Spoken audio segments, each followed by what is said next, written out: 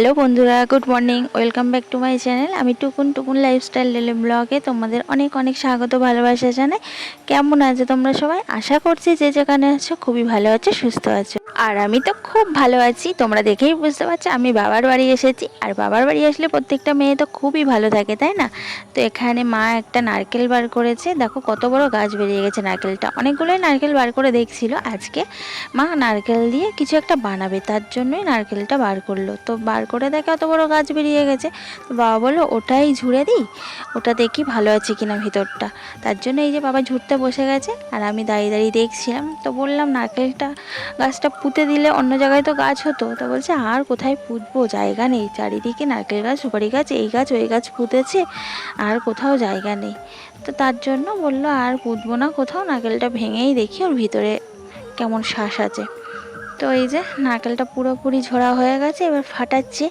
তো ফাটিয়ে দেখে ওর ভিতরে একটা বড় ফোবরা হয়েছে, কারণ বড় গাছ হয়েছে তার জন্য তো বড় ফোবরা হবেই।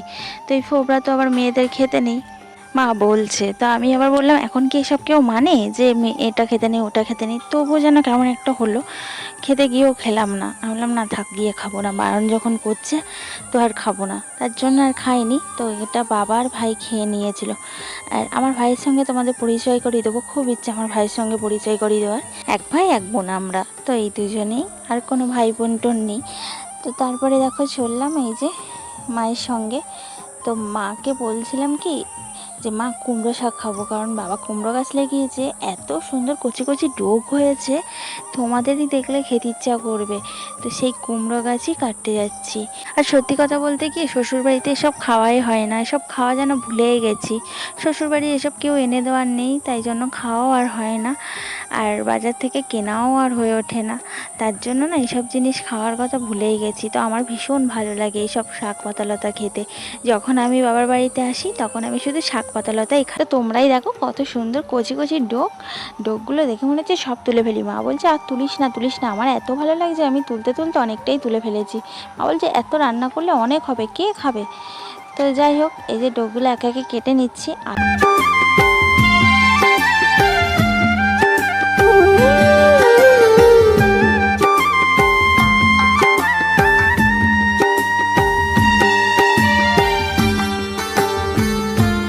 তারপর এই যে কুমড়ো শাকটা কাটতে বসে পড়লাম। মা তো এসব কাটতে পারবে না, কাটার জন্য মা রান্নাও করে না। বাবা বলে এসব তোর মা কাটার ভয়তে রান্নাও করে না আর খাওয়া হয় না। তাই বললাম ঠিক আছে, তাহলে আমি কাটাকুটি করে দিচ্ছি, হাতের সামনে সব গুছিয়ে দেবো, তুমি শুধু রান্না করবে। আর উনুন পাড়ে রান্না করতে গেলে ওইভাবে কাটাকুটি রান্না করা হয় না। একজন এগিয়ে দিল কাটাকুটি করে, আর একজন বসে রান্না করলো উনুন পাড়ে, ঠিক আছে। উনুন পাড়ে রান্না করা কিন্তু খুবই কষ্ট, তাই না? তো এই যে আমি তার জন্য কুমড়ো শাকগুলো কাটতে বসেছি। আর একটু কথা বলছিলাম মায়ের সাথে, অনেক দিন পর এসেছি, কত কথা জমে আছে। আমার তো আসার মন চাইলে হয় না। আমি প্রায় এই 1 বছর পর এলাম বাবার বাড়িতে। তো একটা কাকিমা ডাকছিল, টুকুন কাঁঠাল খাবি আয়। তো আমি একটা থালা নিয়ে গেলাম। তো এই যে কাঁঠালগুলো ভেঙে দিল। আর এবারে প্রথম কাঁঠাল খাচ্ছি, এখনও খাওয়া হয়নি। বড় মশাই এসব এনে খাওয়াবে তাহলেই হয়েছে। তো এত মিষ্টি কাঁঠালটার খাজা টাইপের, এরকম কাঁঠালই আমার খেতে ভালো লাগে। এই রসালো রসালো ভেদভেদে কাঁঠাল আমার একদমই ভালো লাগে না। তো দেখো এক থালা কাঁঠাল নিয়ে বসে পড়েছি। এখন এই কাঁঠালগুলো সব আমি খাবো। না গো না গো, ওটা ভেবো না। এতটা কাঁঠাল খেলে আমি আর বেঁচে থাকবো না। এর থেকে কয়েকটা খাবো, আর বাবার জন্য কয়েকটা রাখবো, বাড়ির সবার জন্য রাখবো। একা একা সব খেয়ে নেবো? অতটা খারাপ মেয়ে নয় গো আমি। আর এতটা খেতেই পারবো না আমি। আর কাঁঠালে না প্রচুর মাছি হয়। তো দেখো একটু খেতে বসেছি, শান্তি নেই, মাছি ভন ভন শুরু করে দিয়েছে। তো এক হাত দিয়ে খাচ্ছি আর এক হাত দিয়ে মাছি তাড়াচ্ছি। আর এগুলো হলো ভূতি। এত সুন্দর লাগে না এগুলো খেতে, কাঁঠালের চাইতে এগুলোর টেস্ট বেশি।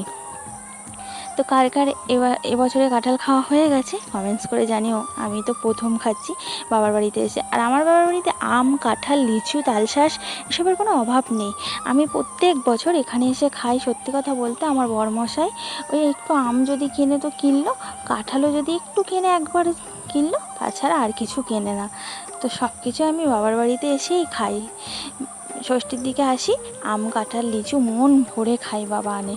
তো মা দেখো এদিকে রান্না বসিয়েছে উনুন পাড়ে, আর আমি ওদিকে কুমড়ো শাকটা কেটে টেটে দিলাম। আর এই রান্নাঘরটা অনেক বড়, তো বর্ষার জন্য না এখানে বাবা দেখো কাঠ মজুত করে রেখেছে। বর্ষার সময় তো কাঠ ভিজে থাকে, রান্না করা যায় না, তার জন্য এখানে কাঠগুলো সব এখন ভেঙে ভেঙে সাইজ করে রেখে দিয়েছে। আর মা কুমড়ো শাকটা রান্না বসিয়ে দিয়েছে। তো মায়ের হাতে আজকে কুমড়ো শাক দিয়ে ভাত খাবো, আর এই যে নারকেল কোড়া দিয়ে দিচ্ছে। তো আজকের খাওয়াটা দারুণ হবে, মায়ের হাতে সেই টেস্ট। এরকম অনেক দিন কচু শাকও খাওয়া হয় না, তো মাকে বলেছি মা কচু শাকও খাবো, ইলিশ মাছের মাথা দিয়ে রান্না করবো। আর আমার মায়ের হাতের রান্না না দারুণ, ভীষণ সুন্দর রান্না করে আমার মা।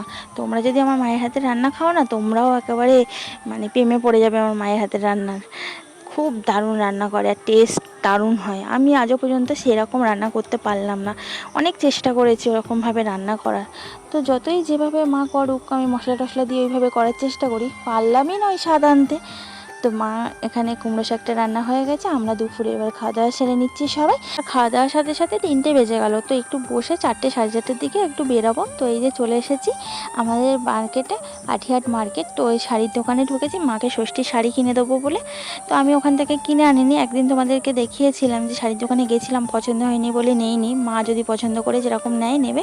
তো এখানে একটা শাড়ি পছন্দ হয়েছে, সেটাই নিলাম। আরও মার্কেট একটু ঘোরাঘুরি করলাম, আরও কটা জিনিসপত্র কিনলাম।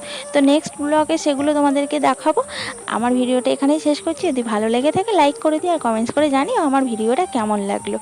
আর আমার বাপের বাড়ি যদি তোমরা দেখতে চাও অবশ্যই কমেন্টস করো, আমি হোম ট্যুর দিয়ে দেবো। সবাই ভালো থেকো, টাটা।